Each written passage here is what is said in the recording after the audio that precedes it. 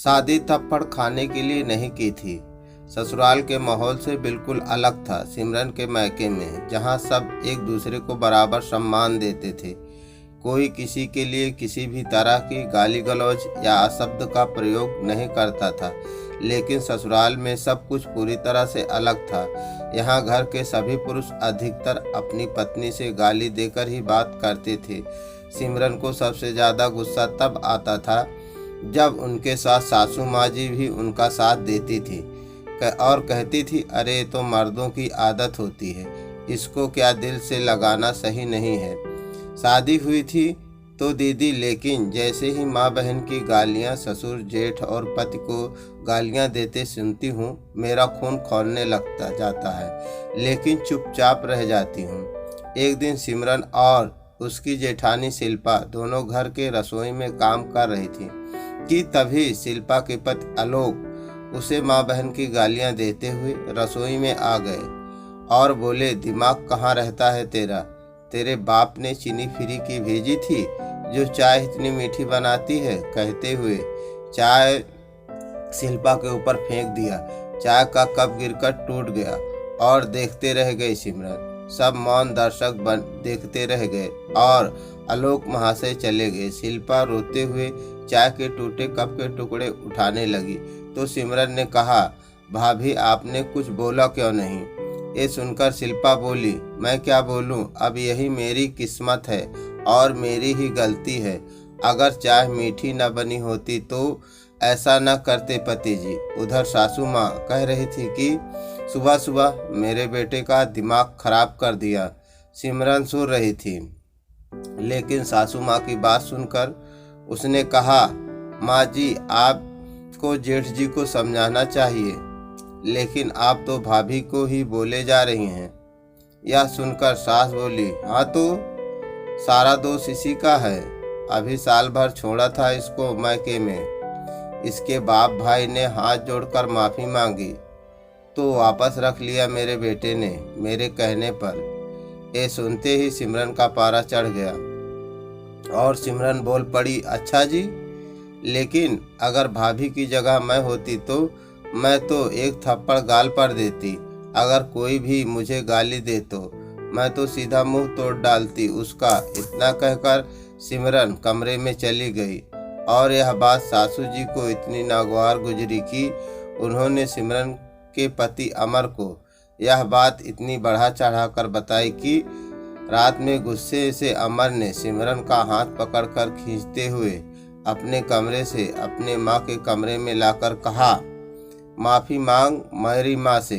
इस पर सिमरन कहने लगी, पहले तो मेरा हाथ छोड़ो और किस बात की माफ़ी, क्या किया है मैंने?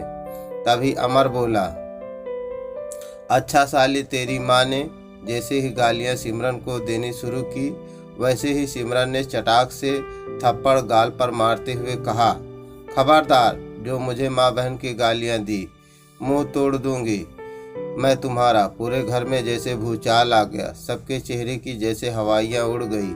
नई बहू ने मेरे बेटे को थप्पड़ मारा। सासू जी ने सबको बताते हुए कहा, लगाओ इसके बाप को फ़ोन और कह दो कि लेकर जाए अपनी बेटी को। नहीं चाहिए हमको उनकी बेटी। एक महीने में ही इसने अपने रंग दिखा दिए। आनन फानन में सिमरन के मम्मी पापा भागकर सिमरन के ससुराल पहुँचे। वहाँ सिमरन के सास ससुर ने सब शिकायत लेकर शुरू हो गए। सासू जी ने कहा, आपने अपनी बेटी को तमीज़ नहीं सिखाई, ले जाइए अपनी बेटी को यहाँ से। हमें ऐसी बहू नहीं चाहिए जो अपने पति को मारती हो। लेकिन बहन जी, बात क्या हुई थी यह तो बताइए। सिमरन बिना कोई बात के तो मारेगी नहीं, इतना तो मैं दावा से कह सकता हूँ। अनिल जी, हमसे क्या पूछ रहे हैं? अपनी बेटी लेकर जाइए और घर पर बैठा कर पूछते रहिए। सास ससुर जी ने कहा, देखो पापा, क्योंकि अमर ने मुझे माँ बहन की गाली दी इसलिए मैंने उसे थप्पड़ मारा। सिमरन ने कहा। अपनी बेटी की बात सुनते ही अनिल जी ने कहा, दामाद जी को देखो तो चेहरा तो सब ठीक ठाक है। समधन जी ने फ़ोन किया तो मैं डर गया, कहीं आपके फेस का नस्का तो नहीं बिगाड़ दिया। मेरी बेटी ने। दरअसल क्या है ना कि वो ब्लैक बेल्ट है और कराटे भी उसे बहुत अच्छे से आते हैं। ये बात मैं आप लोगों को बताना भूल गया था। बहुत अच्छा किया मेरी बेटी ने। अमर को 2-4 थप्पड़ और मारने चाहिए थे, क्योंकि आप तो पढ़े लिखे गंवार निकले, जिसको ये नहीं पता कि माँ बहनों की गाली नहीं देते हैं, उन्हें सम्मान देते हैं। आप अब लेक्चर देना बंद कीजिए। इसमें कौन सी नई बात है, मर्दों की तो आदत होती है। समधन बहन जी, आप जैसी औरतें ही औरतें के नाम पर कलंक होती हैं। गाली देना, अशब्द कहना महिलाओं को, ये सब मर्दों की निशानी नहीं है, समझे आप लोग। मैं भी मर्द हूँ, तो क्या करूँ, मैं आप लोगों को गाली दूँ? अपने बेटों को संस्कार और औरतों की इज्जत करना सिखाया होता तो अच्छा होता। अब आएंगे हाथ जोड़कर माफ़ी मांगने। और शादीशुदा बेटियां रखना आसान बात नहीं। जब समाज ताना देगा तब पता चलेगा। मैं खुद भी ऐसे घर में अपनी बेटी को नहीं रहने दूंगा जहां इतने गिरे हुए विचारों के लोग रहते हों। और माफ़ी कौन किससे मांगेगा, यह तो आने वाला वक्त ही बताएगा।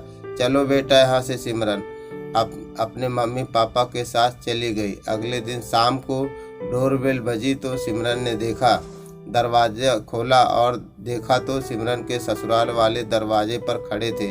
सिमरन देखकर आश्चर्य हो गई कि कल तक जिनको अभिमान था आज यहाँ कैसे। तभी सिमरन के पापा ने कहा, बेटा अंदर ले चलो मेहमानों को। मेहमानों का स्वागत दरवाजे पर नहीं करते।